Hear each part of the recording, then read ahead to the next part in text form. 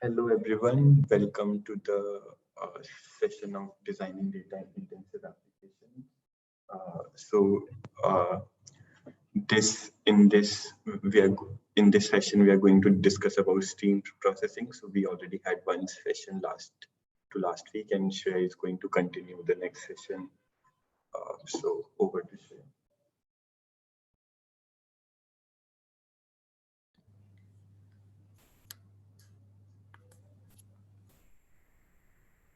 Hello. Yeah, thanks, Abhishek. So I'll present.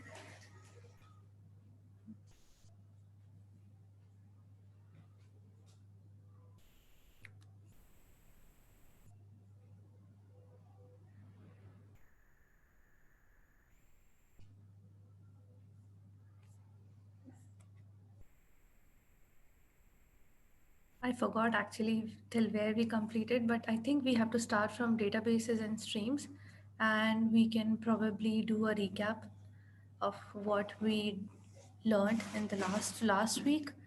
So we studied about the messaging systems and types of it.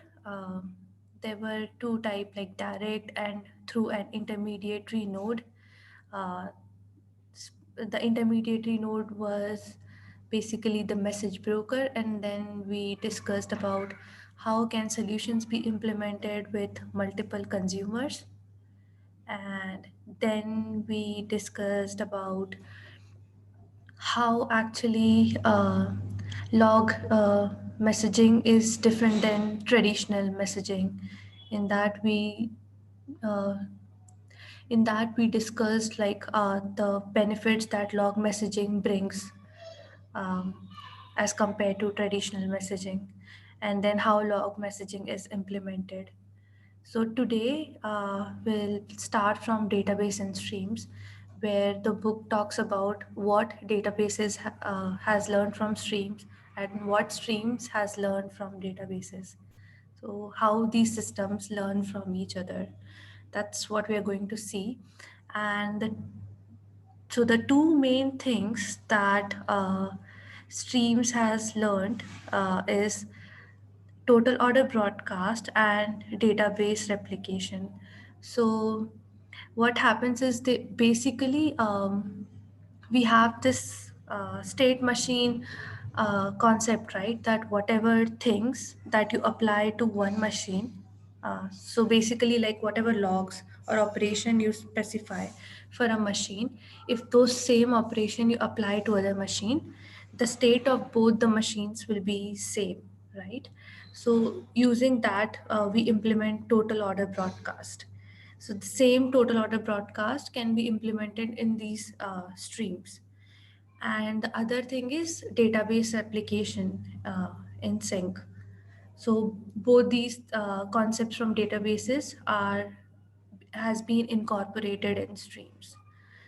And the other thing that book talks about is, since like whenever you're building an application, so you can have some database and some search index or some other system which would be keeping the same data. For example, if you have some pages, right, and how many users are accessing those pages, that information will be somewhere in your logs in order to understand or curate the information. And the same information could be also used in some place where you want to generate like real-time analytics, right? So wherever like you have multiple places where you keep the similar data, how you can keep those systems in sync. So that's what this topic is about. And so here, like in this diagram, as you can see, how we are going to keep databases and search index in sync. So the ideal case would be if client one tries to do something and puts the value in database, the same value should be updated in database and search index. Like if client one sets x is equal to a, that value should first get updated in database, and then that value should also get updated in search index, right? But there could be problems, right? Where that's not a happy scenario. In cases of concurrent writes, or if any writes fail, right? In such cases, what will happen is client one is writing to database. It's setting the value of x equal to a, and once that is done, concurrently client 2 has set value of x as b in database, and then it has updated value of x is equal to b in search index. But when client x was, because like this will be one operation, right? When x value is getting set to a, it has to be updated both in database and search index. So in this, the order of operation matters, because first, if value of x is going to get set to a, it should be set in database and then in search index both. Then only client 2 should be allowed to do this operation. But that's what's not happening in this case over here in this diagram. Instead, X is allowed to set the value of, like client 2 is allowed to set the value of X as B in the database and in the search index. And that's why the final value is inconsistent. In the database, the final value is X equals B, whereas in search index, the final value will be X equals A, because here this is the last operation from client 1. So here this is A, and here this is the last operation. So this value has been, sorry, the database value was X is equal to B. So this is the last operation in this line. And in this line, this is the last operation. So that's how the values are inconsistent. And that's what, that's something that we would like to avoid. So in order to solve this problem, they brought in a concept called change data capture. So so whatever changes are made on your data whenever your data is updated, it is kept in one place, and then those changes are made to all other different places, like basically all other different systems. So for example, if you have a database where, if you can consider it as a source of truth, and if in that database you have these logs, like some append only logs, and if you could capture all those logs and you can apply those logs to different systems that also keeps the similar data in different forms, then you can make sure that all your systems are in sync. So that's what is change data capture concept all about. So here in the diagram, it will be much clear, like client 1 and client 2 are doing similar operations how they were doing in the previous diagram. So client 1 is setting the value of x as a, and client 2 is setting value of x as b, and then database is the one where all the values are being changed, and this change are then captured through these logs, right? And once these logs, because excuse me, so once these like write request comes, they'll come in certain order, right? And whatever it is, that logs will be maintained, and then those logs can be applied in the search index and in the data warehouse systems.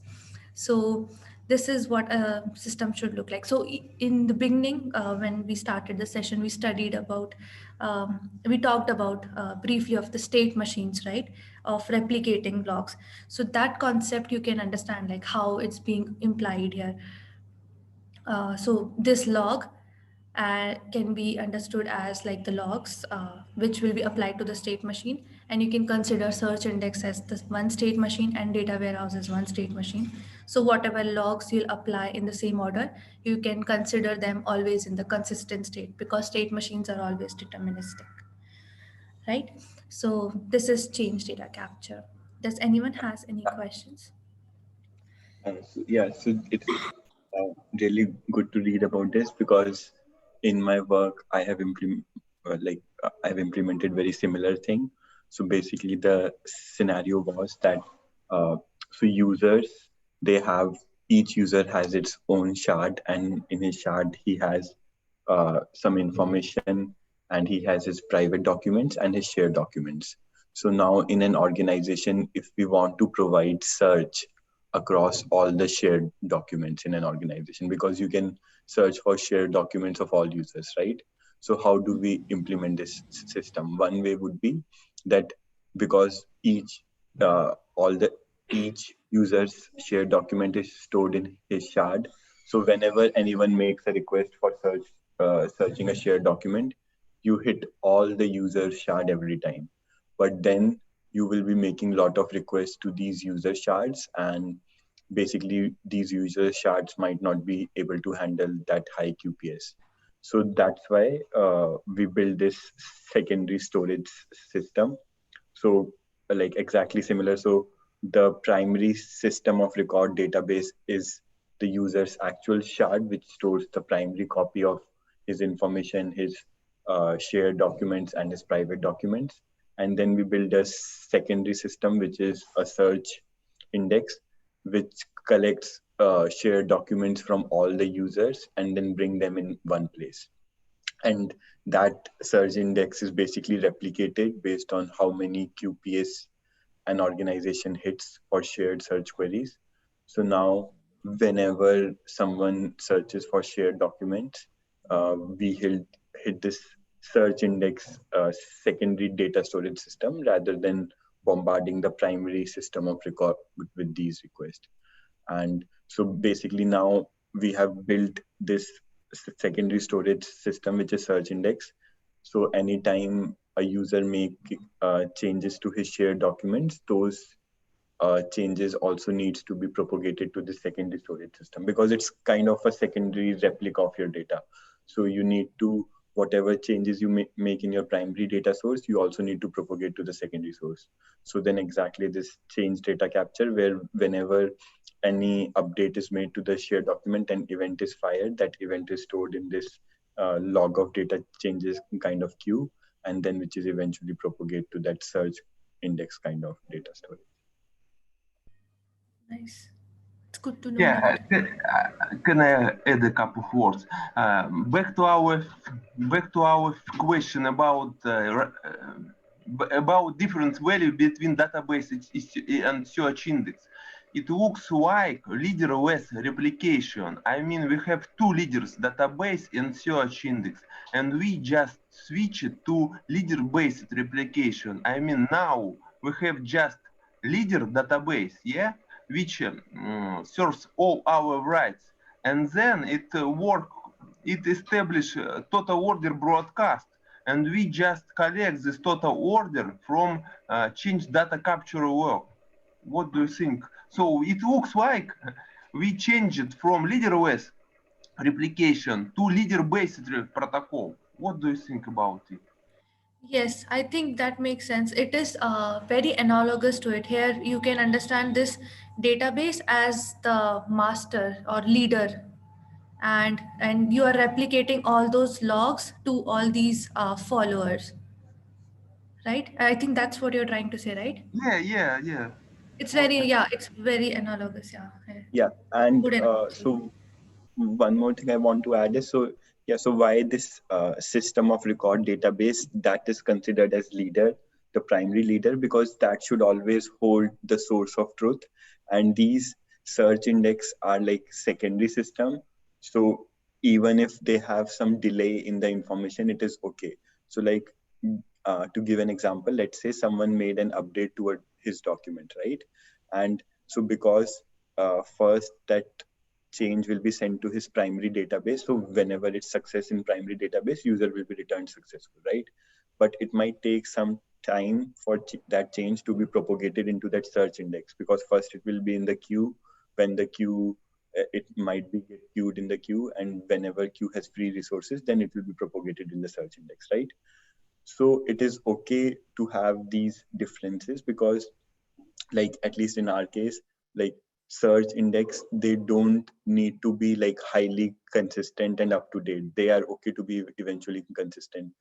If someone has immediately made a change to his document, he's not expecting that as soon as now if I will search for it, it's the latest up to date will information should be reflected, right? It can take some time. So basically this search index is just an index, which will show you search result. But when you will click on the document that you have selected, that document will anyways be pulled from your initial system of record database and then be shown there.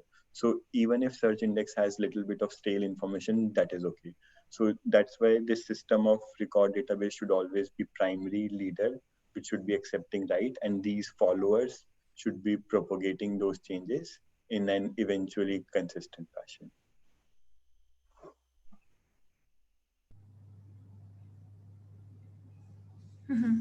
Yeah, that makes sense.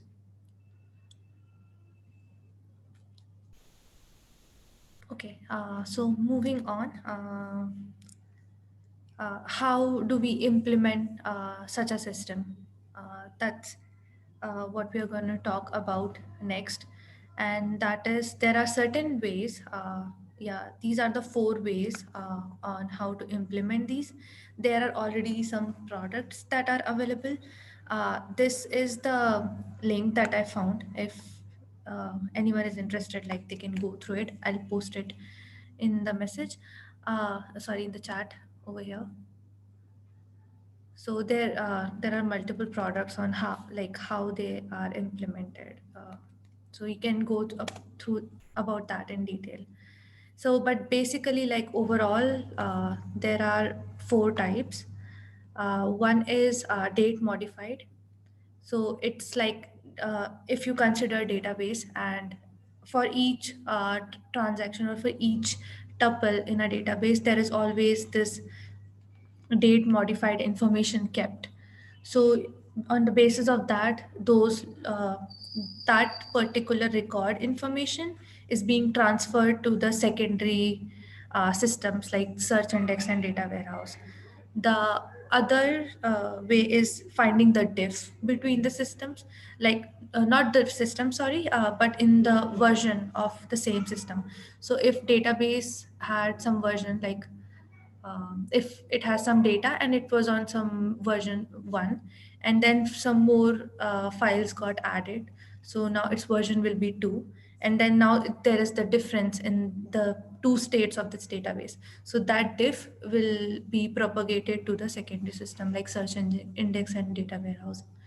Then third is triggers. So triggers is, as name explains, whenever anything is added to the database, as soon as it is added, there will be a trigger that will be fired, that will notify these secondary systems to apply the log changes.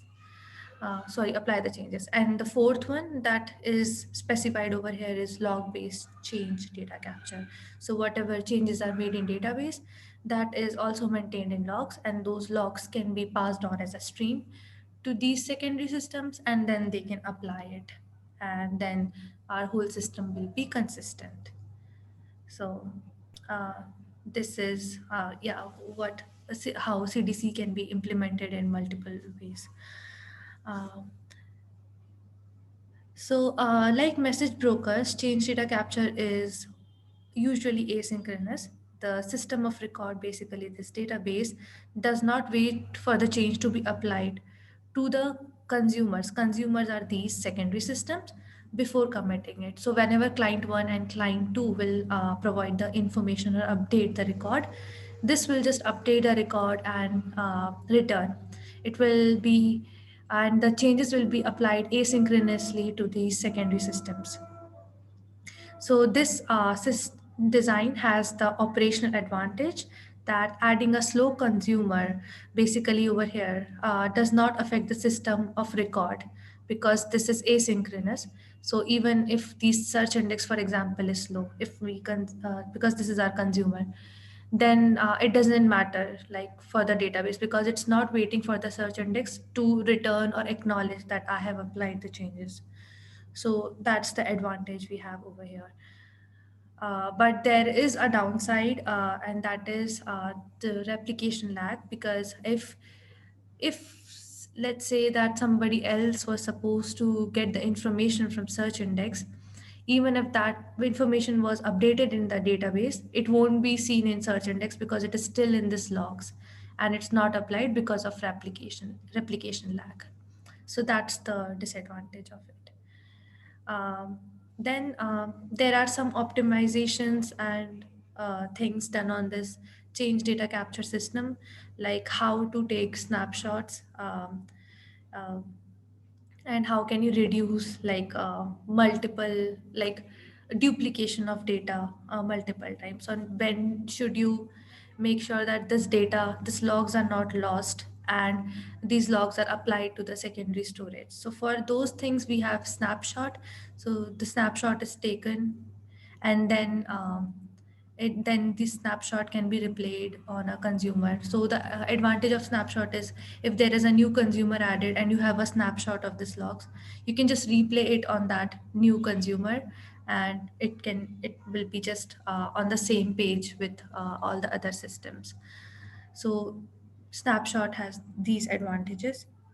And also, like, if you want to like maintain the state of the logs, or keep like whatever was the last best shot of that log was previous to the changes, like some committed kind of state, then also you can do a snapshot, so that if something goes wrong and the system goes down, you can just pull back from the snapshot.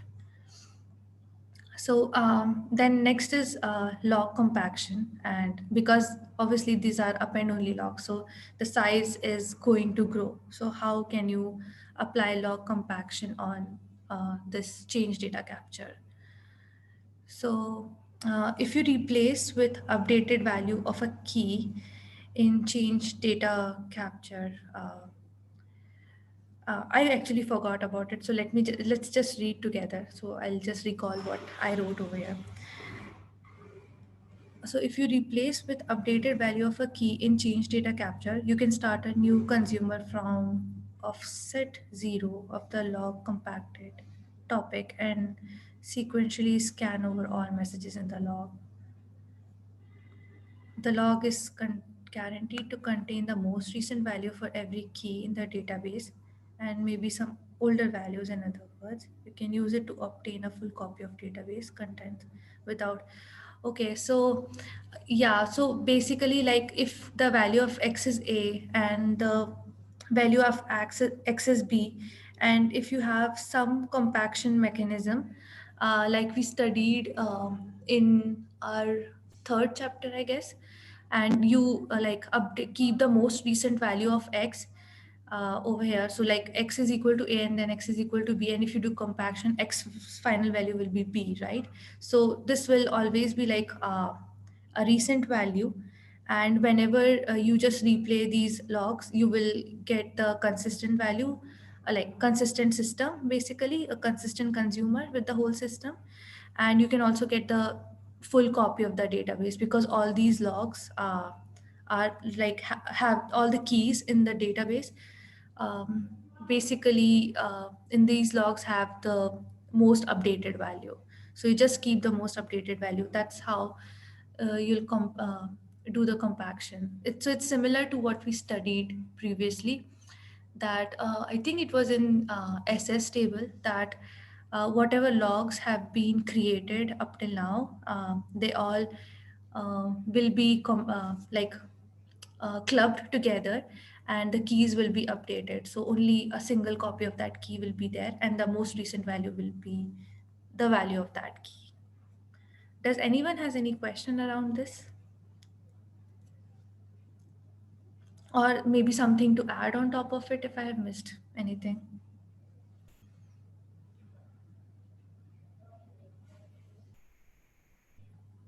Okay, then moving on, there were some APIs given for chain stream. So you can go through that. Then there was event sourcing.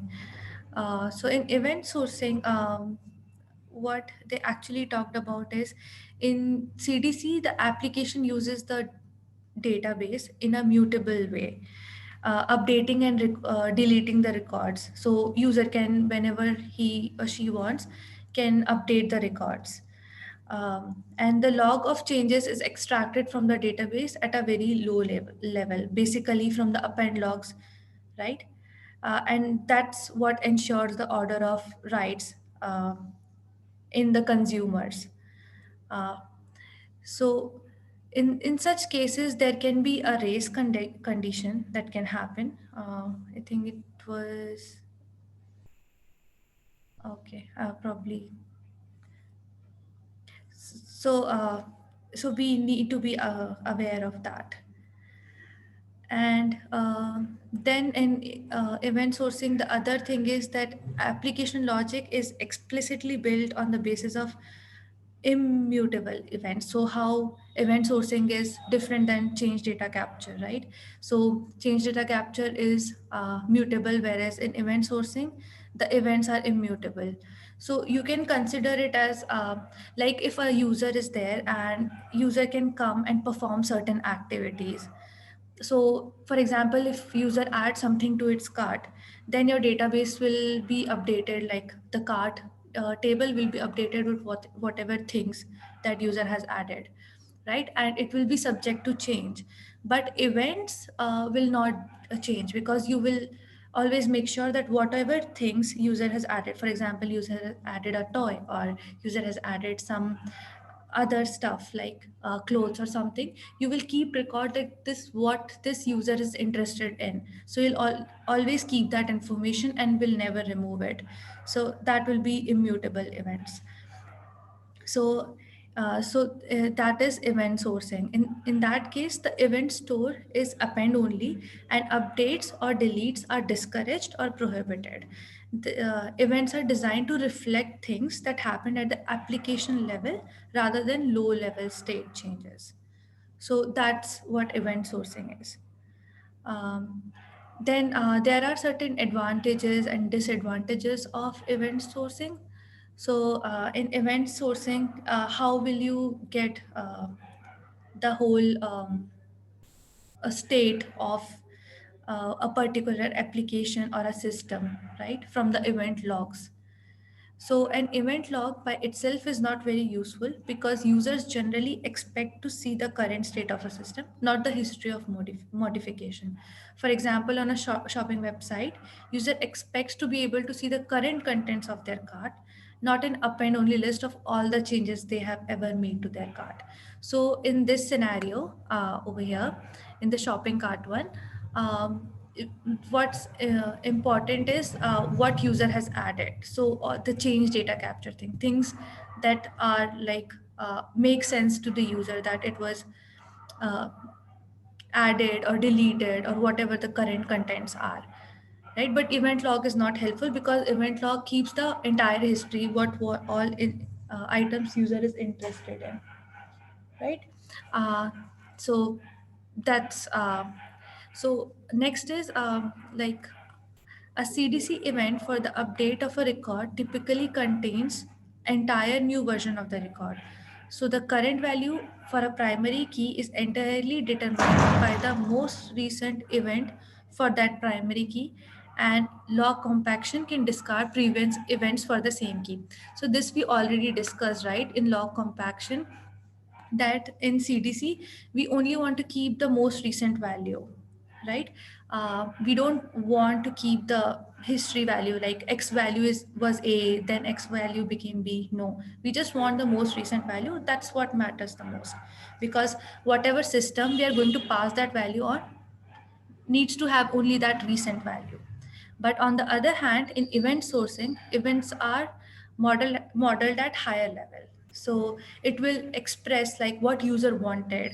So these kinds of events are helpful in, for example, whenever we search something on Google, right, and we start getting all these recommendations, right? So in such system, this will be really helpful, because the event sourcing will tell our intent, like what we are interested in, and then they can build certain very smart recommendation system based on that, my search history or something like that.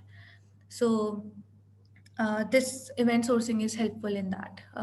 So in this case, later events typically do not override prior events, and so you need the full history of events to reconstruct the final state. And obviously then we cannot do log compaction because like we want to preserve the history. We may do something like if I search same thing again and again, then there you can do some compaction because I did the same event again. But for different events, you need to have that history. So any questions, doubts, anything to add to it? Yeah, and one more aspect with the event sourcing that we found out was you don't have to need a separate database because already events are in the log. So what I mean by that is we have an application which reads the logs from the Kafka and creates a kind of a table. You can say a table is in which we are storing, okay, what are the values for a particular entity. And there what we do is we do not write whatever we read from the Kafka, and means we do not store it in a database. Everything is in memory, and we don't worry about even if that state gets destroyed because we can recreate it always. Only thing that we do is every hour, whatever is the state, we publish it to an another Kafka topic, which is used as a snapshot for us. Oh, okay. So, how does it work? Like, if something is in memory and if something, like, if that system gets rebooted, Yeah. then it's lost, right? Yeah. So, for example, let's say the system has started fresh, there is no data, and we Mm-hmm. have started reading from the stream, and we have collected, for example, an employee and its metrics, like Mm-hmm. any metrics, how many days he has come, how many items he has sold. So everything will be in memory, and there is also an API to it. So all applications just connect to it and get the data from there. And so logs contain the raw data, and the derived data is stored in the memory. So in case if this in memory derived data is lost due to any event, we can go back and reconstruct that data. And Oh. that is so either you have to read the whole log and then construct that. So instead of that, uh, every hour we take a snapshot of whatever is there and add it as a stream onto another Kafka topic. So Mm-hmm.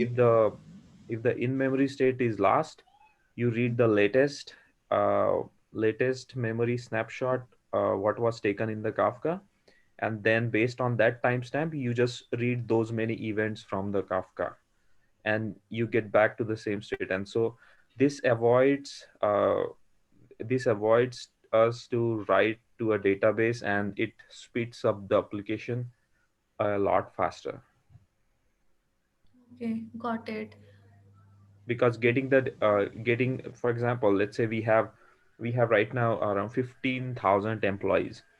So for these 15,000 employees, the metrics are coming in like every minute, as and when they happen, not every like a batch fashion, but as and when an event, that employee does something, an event comes in.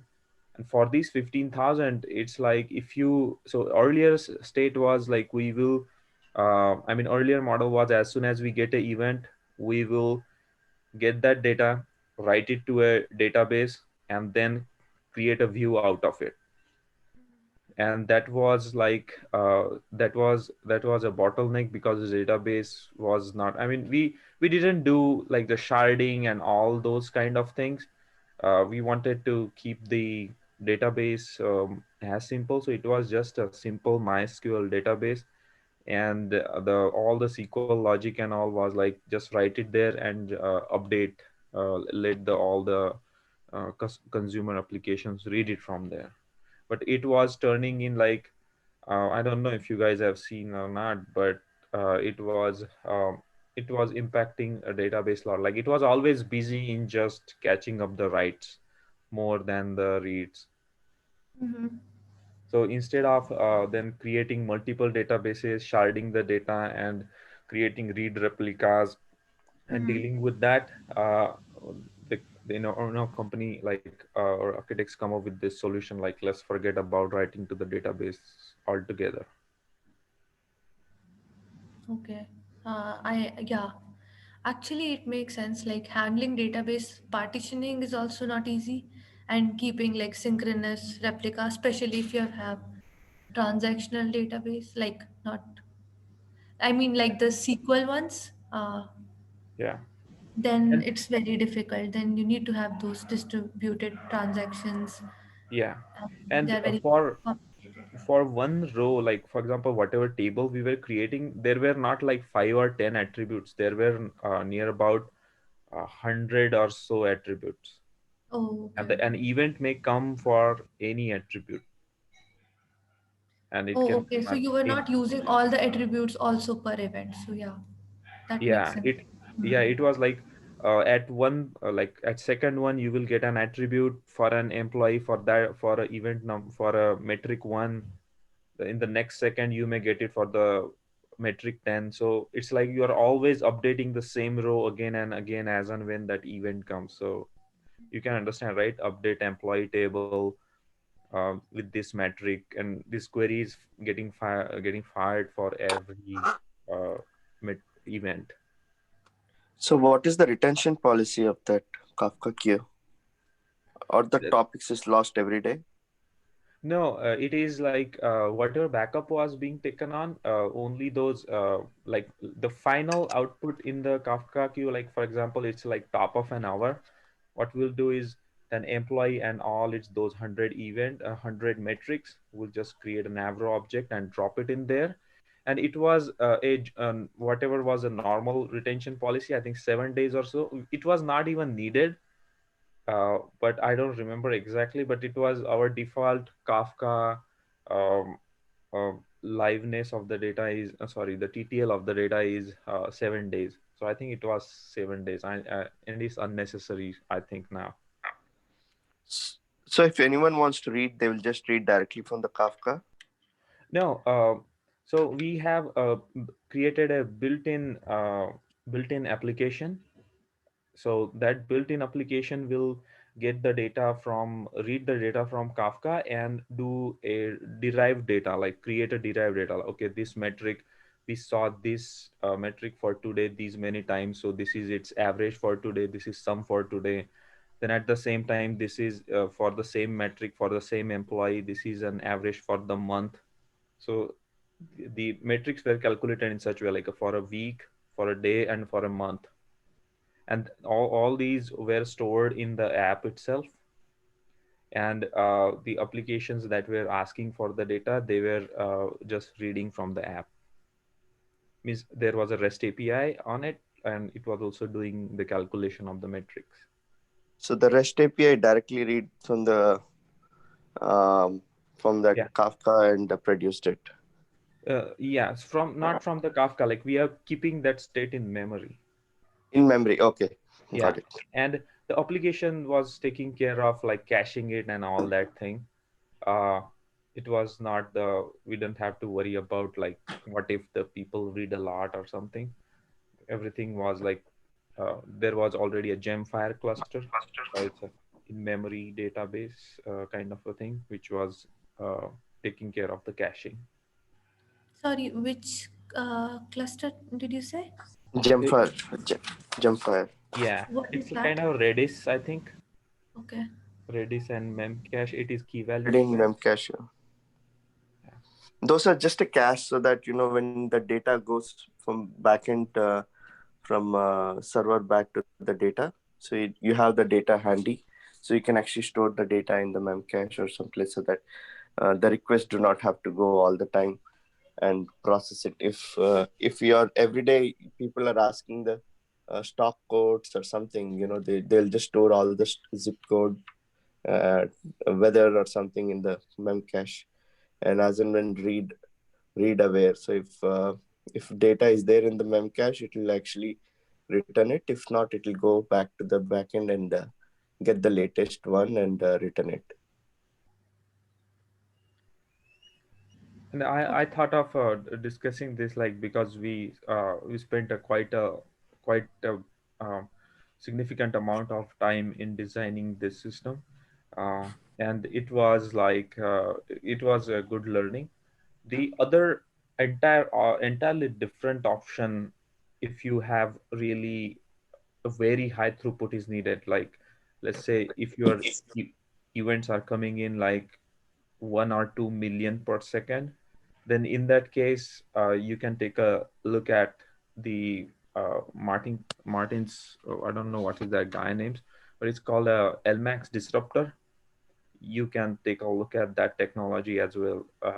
It's an amazing. It can process around uh, on the same thing. Like it will consume around 6 million events per second, and it will also keep everything in the memory. It doesn't persist it to the database and serve everything from the memory, and it just takes a periodic snapshot, and everything is done on a single thread.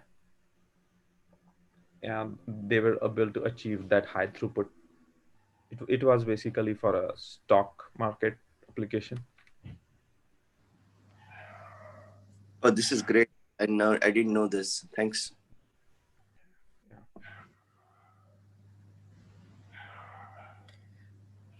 Yeah, me neither. So thank you so much for sharing. I didn't see your name. So I'm sorry, I don't know your name, but thanks for sharing. Oh, you're welcome. Yeah. Anyone else has to add anything or wants to add anything? So main thing is, right, for any of these kind of designs, we only have to consider that, depending on the application, what is the use and requirement, all these components are same, but how you use it, or which components to plug in, at which point depends on surely on the use case and the requirement. So we always have to be very careful of what the end requirement, whether to just show the data temporarily, or you want to show it for audit purposes, for forensics for future, or whether it's just like transient stock data or transient metrics. So all the applications of stream processing will depend on the, you should always put that caveat, or put a star sign saying that what I'm saying is for this scenario, but it may change based on your requirements. Mm-hmm. Yeah, makes sense. Yeah, it depends on like the Use case, right? So number what of writes, like what are you trying to build? Yeah. Yeah, use X case requirements. use case depends. So what you're mentioning here is, for this use case where I'm reading it from CDC, I have one requirement. If it's a checkout cart where I want to keep store of what are the things that customer actually put in the checkout cart and he removed, so that you can use that for future metrics. Like, hey, you added this tennis bat here, you may have forgotten, or last week you added this, why don't you add it back? For some of the machine learning things, whatever you do, they log it. But some of the realistic buy scenarios, you only want to keep what you actually bought or added, right? They don't want to have everything. So depending on the scenarios, we can actually update the logic. Thanks. Thank you so much for sharing. So moving on, then the book talks about a simple difference between commands and events. So commands are something that are user requests, and events is when the request is completed. So that's just the information, like what the definition is, or how can you define an event. So whenever a user requests something and it is successfully completed, then you can consider it as an event. And next is like what we're here in the event sourcing, we're basically using immutable events. And what is the advantage that immutable events carry with them? So events uh, uh, can you tell me your name, please? The person who said like all these things. Uh, So okay. the one who talked first was Drupat. Mm-hmm. Okay. Yeah. So Drupal, actually, yeah, the next, like the advantage of immutable events, as you said, is a lot in like in analytics. So it's very helpful in analytics. And same thing, like, like if user is shopping an item and then removing it, then how actually you can build that recommendation kind of system where you can ask user like, hey, you were looking at this thing, and then why don't you add it again, or kind of start showing similar kind of items. So that's really helpful. So that's why immutable events are helpful, because it keeps the history of like the entire events that are been happening around a certain entity. It could be a user or an application as well. So so that's why immutable events are better in such cases. um, Also, like if you have a buggy code, and then the data was changed, right? So if you override, so if like you had a buggy code, and whatever the bug it was updating database, so it's mutable, right? Database, so you're basically overriding the actual data here. But in event sourcing systems, what will happen is it's immutable. So basically, whatever new data that got added has no impact on the past data. So if you have to remove that bad data from your system, it's very easy, because you can just go back in time and probably check from when that bad data started getting produced. You can remove that, or either just let it be there and not consider it. So something like that you can do. So that's one of the advantages of having immutable systems. And also then there is, you can have several views from the same event log.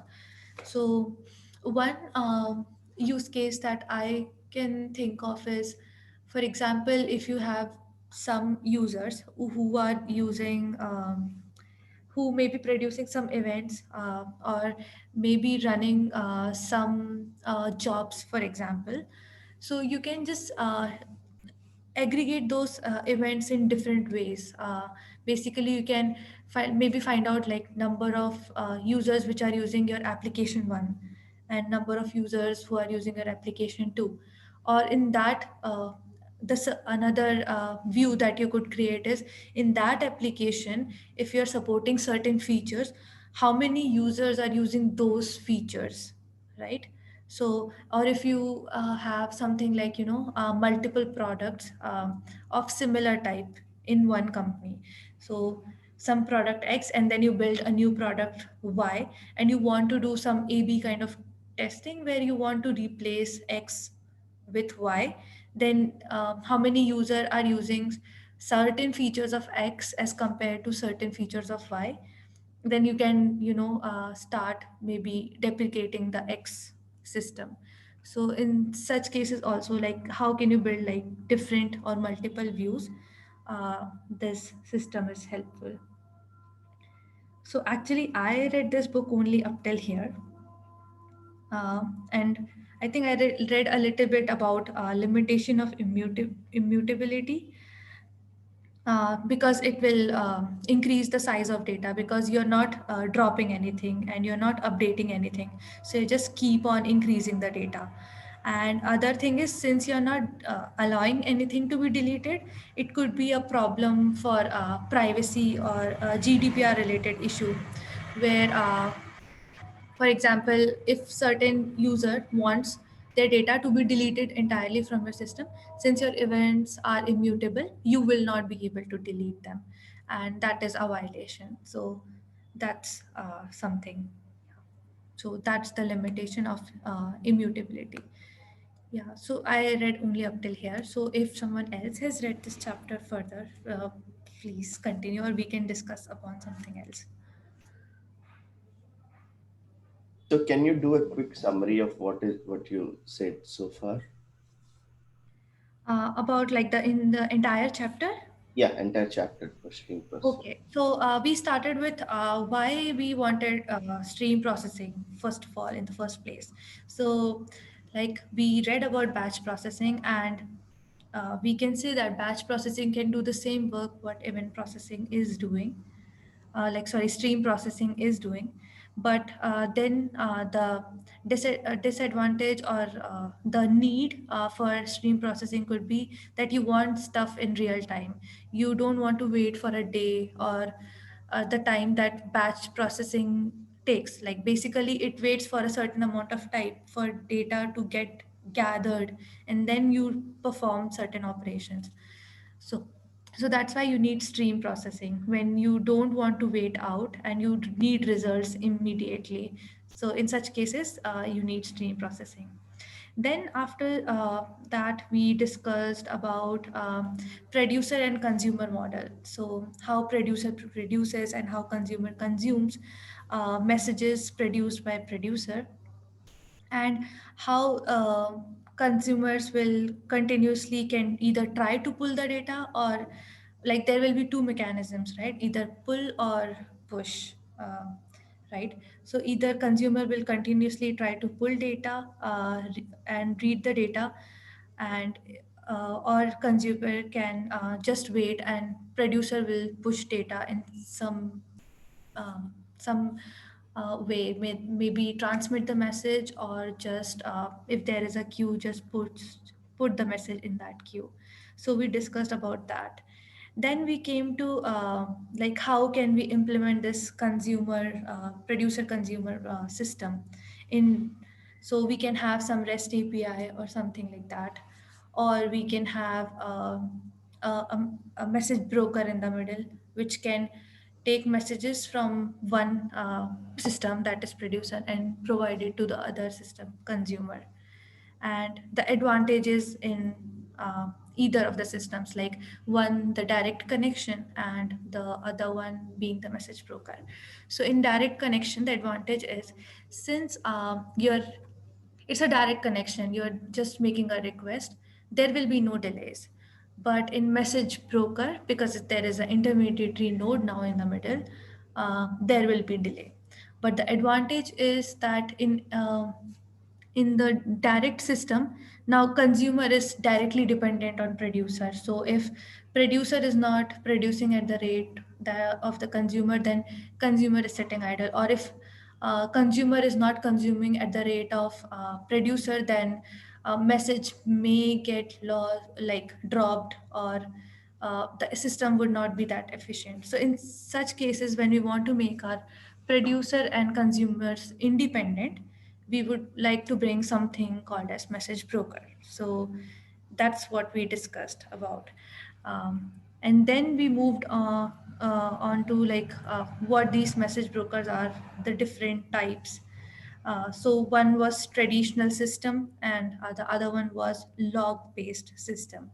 So in traditional system, we just have a queue, and in that queue we are just passing on the message from producer to this broker, and the broker will just keep on accumulating these messages to the size of the queue, and the consumer will start taking or consuming the messages, and you can add multiple consumers to it.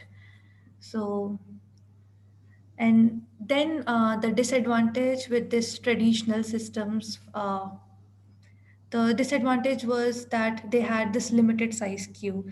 Plus, if this queue is in memory, so if the system is rebooted or something, we have lost all the messages. So how can we have a durable storage in a message broker? So then we came up with then they came up with the idea of logs. So keeping these logs in the system, basically in the hard disk, persisting them. So now the queue will also be unbounded. Basically, it will be of the size of your hard disk, right? It will be only bounded by that. So that was partition log. Another uh, advantage of partition log, or basically how the storage was getting used, is it became like a circular buffer or a ring, where once your entire data is filled, like entire disk is filled with data, it will start overriding the oldest data. So these were certain advantages to the log messaging compared to traditional messaging system. Uh, yeah, that's I think what we covered. That's what I remembered at least. Yeah, and then there was acknowledgement and redelivery. But that was like that happens in both the system. So acknowledgement and redelivery is basically if producer consumer are directly connected, then consumer will send the acknowledgement to the producer. In the message broker, it will send it to the message broker. And how what happens basically is in the queue, right? When consumer consumes a message, it sends the acknowledgement to message broker and the message is deleted. But in partition logs, this doesn't happen. In partition logs, when the message is consumed, um, then it's not deleted. It's just there is a consumer offset that is just moved from one message to another. I think we should have a diagram or something over here. Yeah. So yes, this is the diagram for log messaging. And I think there should be one more for,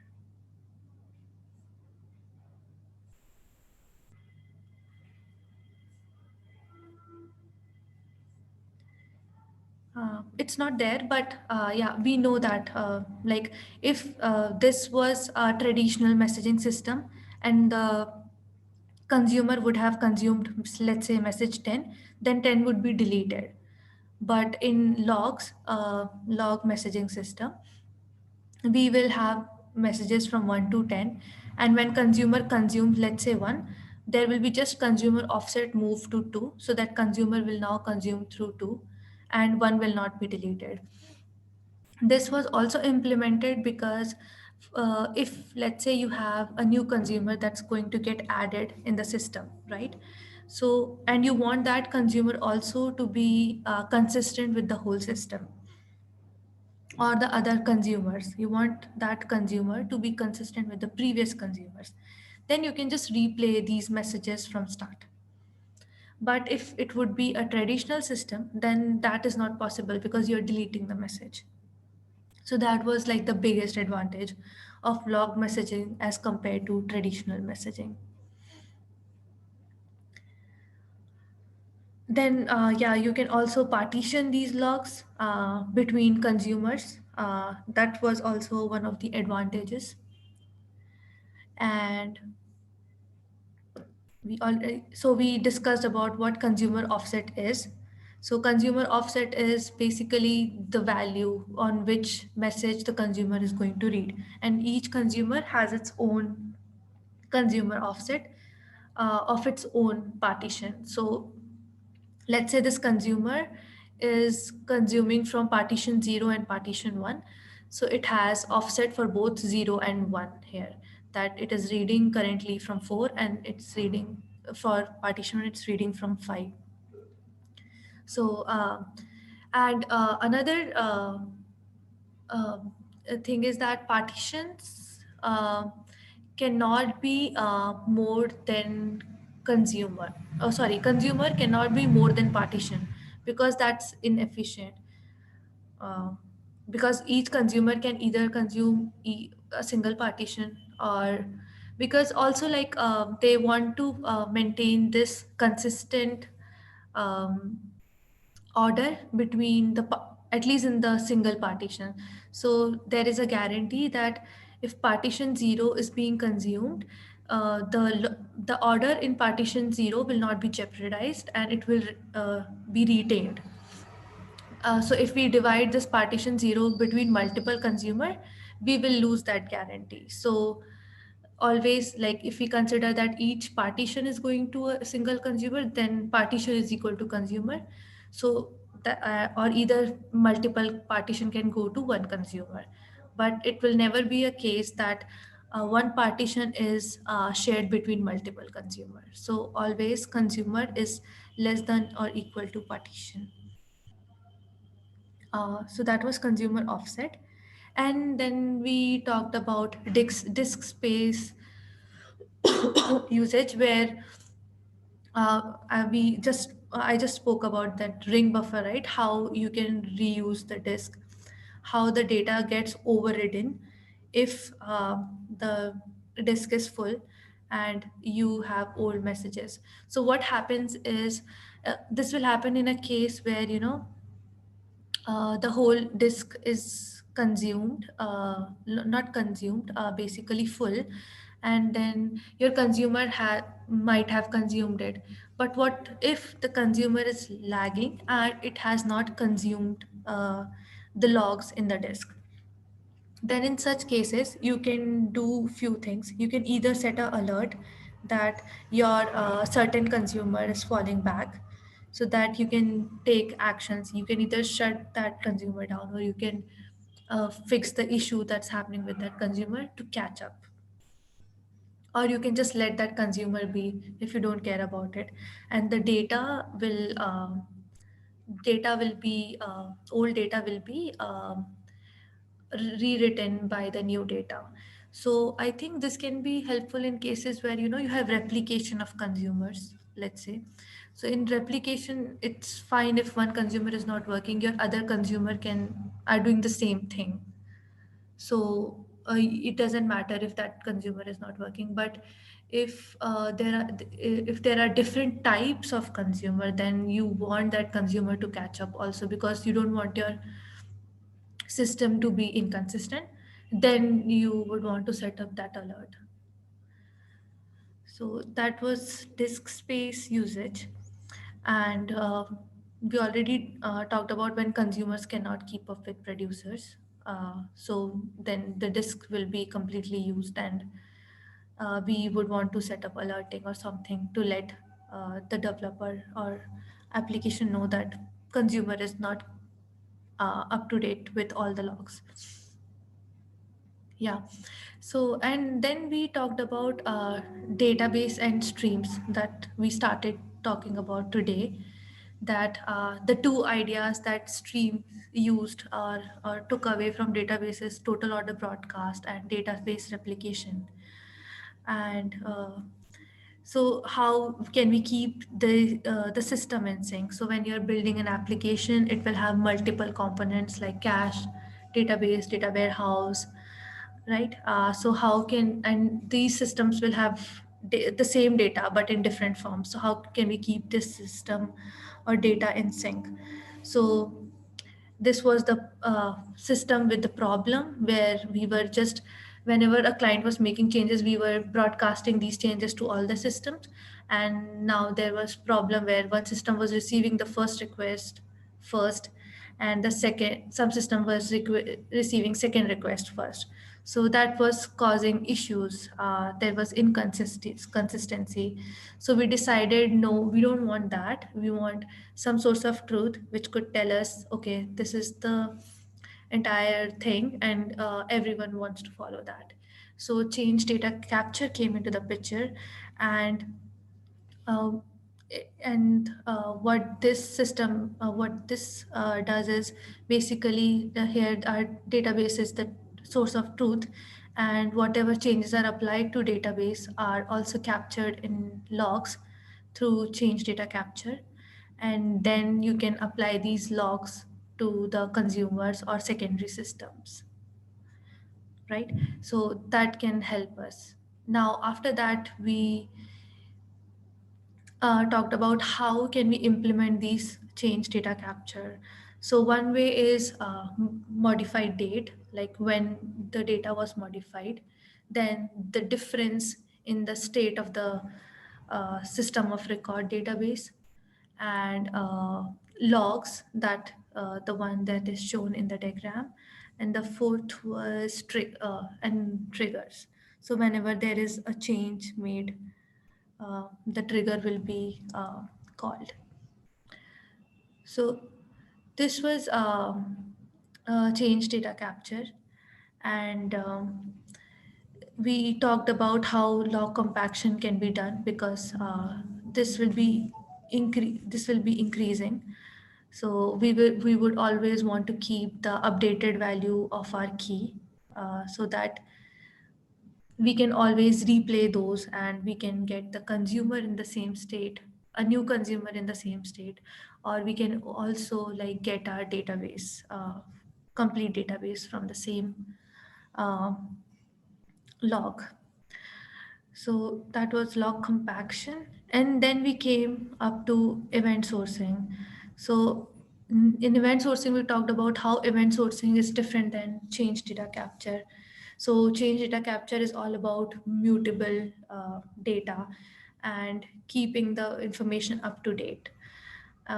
So in that, so we talked about shopping cart in as an example here, where user want to see only like what items are there in its cart. So it will always be the updated one, whether it has like update added multiple values or removed multiple, but whatever is the current situation in the cart. So that will be something which change data capture can represent. Whereas in event sourcing, you will keep the entire history of what user actually did. So that's immutable events. You will not override or delete anything.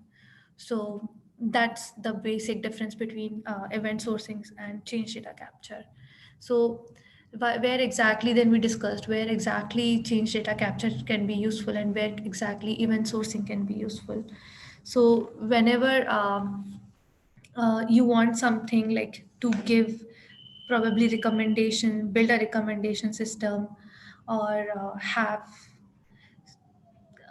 some want to have some basically metrics getting produced from uh, from a data which is like 1 month or 1 year old probably or a week old, and want to suggest something based on that, or maybe find out how user is using your application.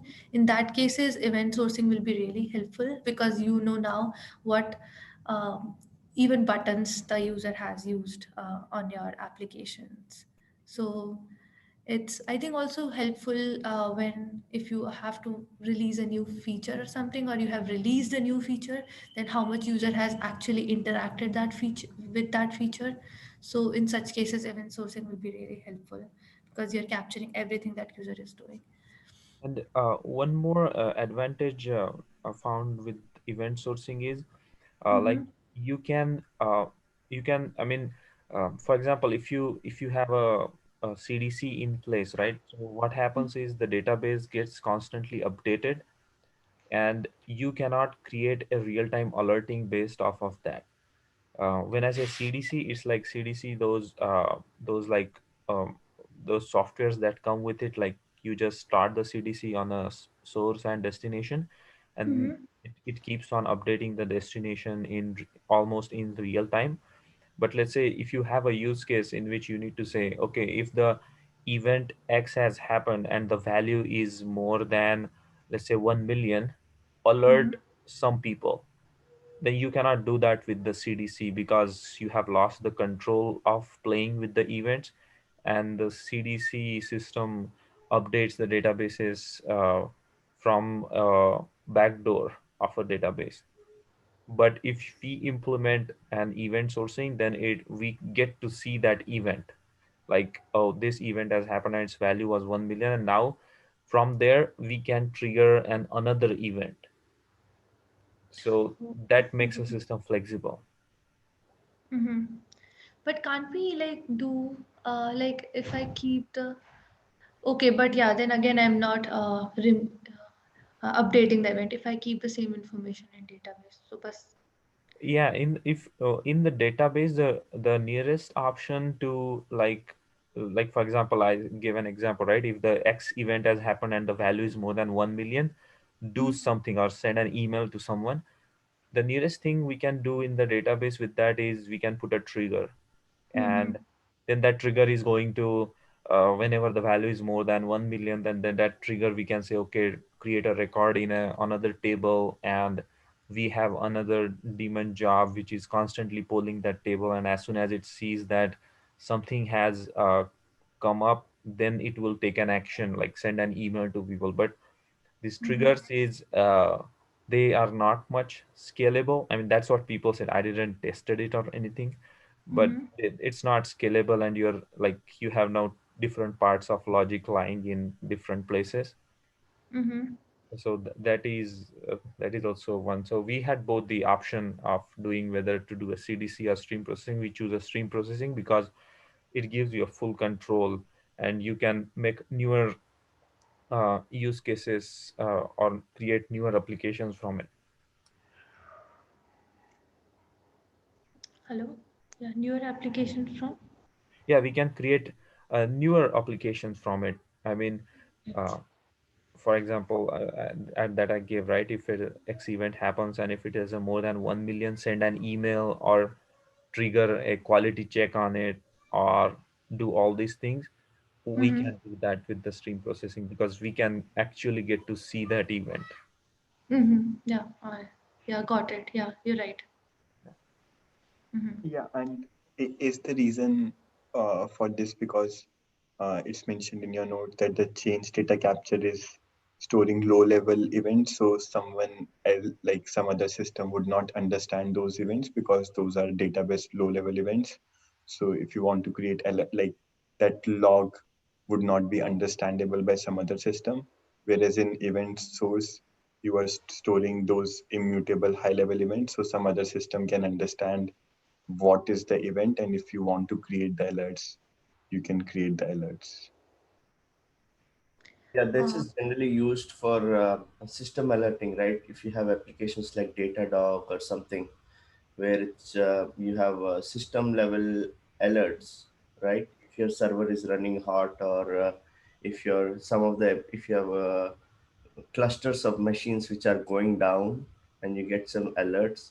So in those scenarios, application logs are gone to a central source, and they will actually send an alert like, okay, your zone 1 or zone 2 is going down, or your memory is going down. Then you'll get alerting.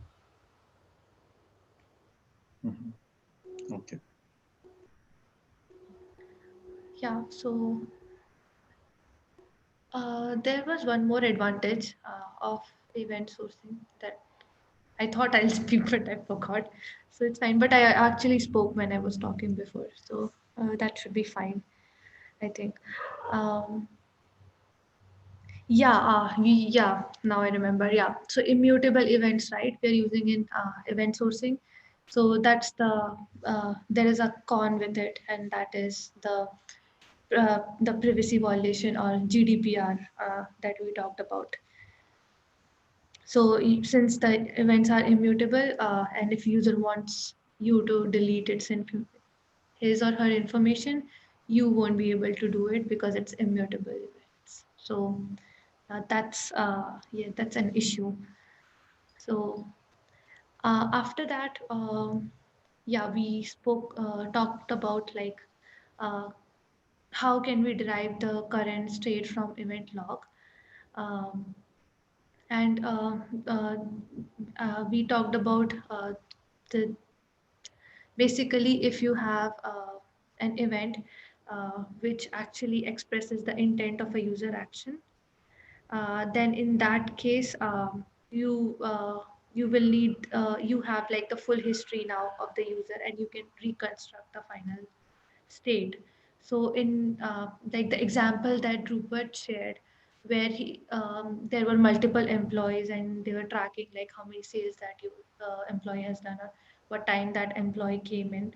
In such cases, like they were actually keeping everything in memory, like the application data, and on the whatever metrics was needed, the API call was made, and then they were generating it. So they were basically deriving the state from the event log. So that's like deriving the current state from the event log is. And then we talked about advantages of immutable events, and the advantage was that since immutable events data is immutable, if you make any code change which has a bug, your data will not be overwritten with faulty data. So that's the advantage with immutable events. And we already talked about limitation of immutability. That was the GDPR issue. So yeah, that brings us to the, I mean, I have read only up till here, so. What is HDCPR? Is it something similar to CCPA? Okay, sorry, what was that? What is HDCPR? Is it similar to CCPA, California Privacy Act? I don't know about HDPCR, I only know about Yeah, GDPR, which, HDCPR. yeah, it's a European Union thing. Like I only heard about it in my company because we support it. Like if user wants, they can delete their entire information. Yeah, But the same. GDPR is related to European Union. Okay, so similar to that, there is a CCPA, California Consumer Protection, this thing. So if this is only applicable to California, if any Californian employee Mhm. says that any company in US should not have my information, PII, they can call the company and they can tell them. So this is a law of last year. Um, so similar to GDPCR, CCPA is the American standard of that, but it's applicable to California only. Okay. So Yeah, GDPR is applicable to entire European people, individuals. It's Cal- General Data Protection Regulation. yeah, okay. So you can do GDPCR/CCPA for US.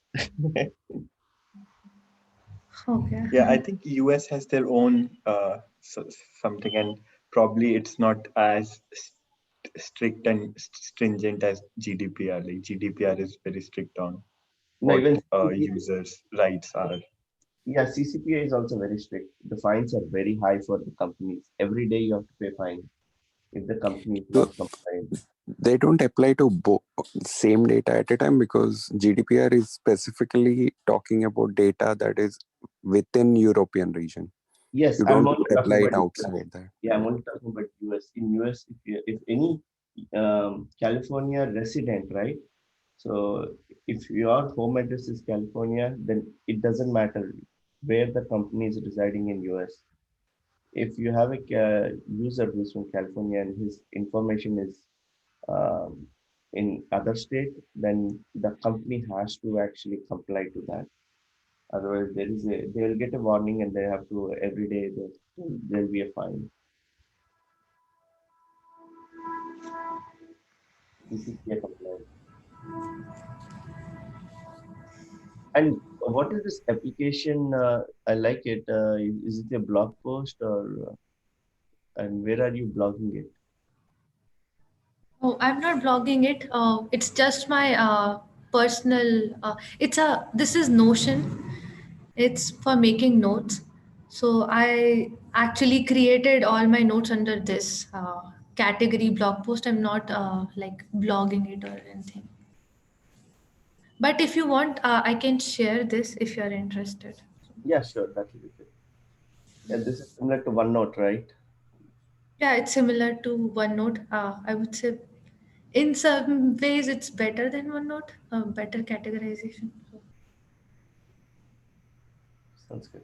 Thank you. Thank you. Okay, thank you, Shreya. I'll stop recording. thank you, Abhishek.